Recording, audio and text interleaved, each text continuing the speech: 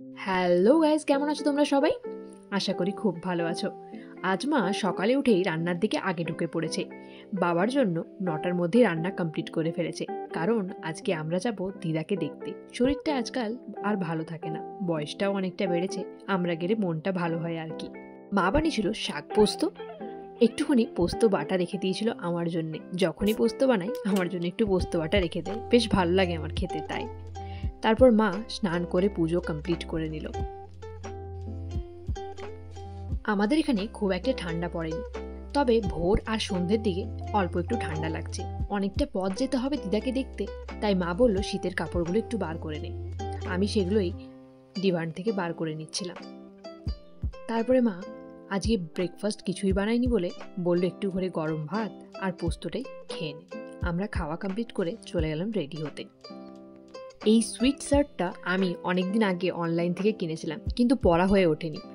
কম শীতে এই ড্রেসগুলো বেশ আমার ভালো লাগে পরতে, তাই পরে নিয়ে রেডি হয়ে গেলাম।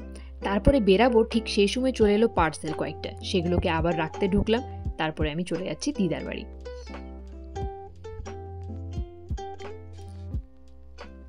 চলো, পৌঁছে গেছি দিদার বাড়িতে। দুটো বালিশের কভার মা কিনেছিল দিদার জন্য, দেখো দিদা কি বলে। ভালো লাগছে কালারগুলো তোমার?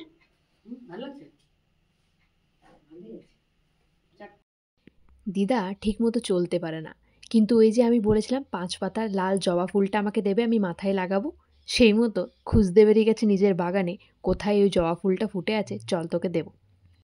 আমি দিদার থেকে সবসময় শুনেছি এটা ওটা লাগিয়ে কিছুই হয় না, যার হওয়ার তার এমনিতেই হয়।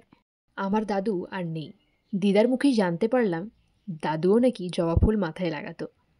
থেকে লাগাতো? জবা ফুল তো ছিল, আমার বিয়ে হয়নি তখন কোথা থেকে জোগাড় করতো? ও বিয়ে তোমার হয়নি তখন? ও তো জবা ফুল লাগাতো।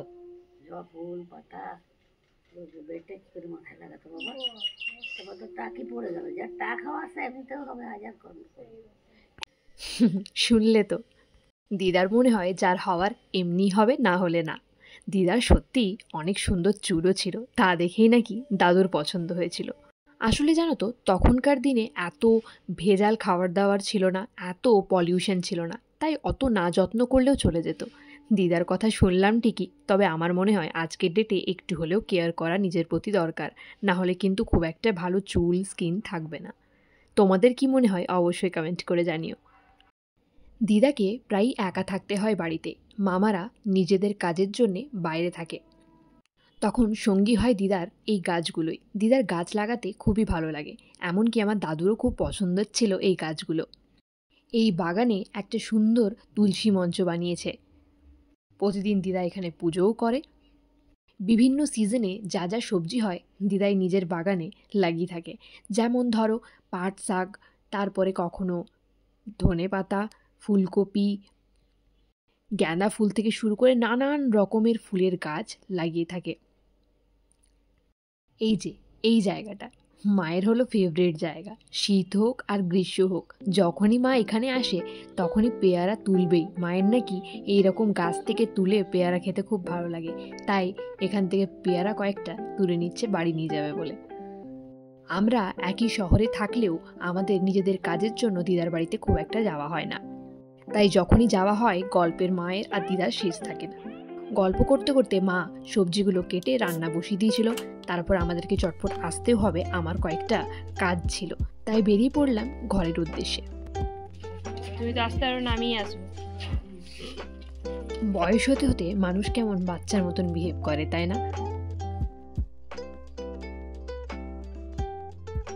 একটুতেই অনেকটা খুশি হয়ে যায়। ভিডিওটা ভালো লাগলে একটা লাইক আর চ্যানেলটা সাবস্ক্রাইব করে দিও এরকম আরও ভিডিওর জন্য।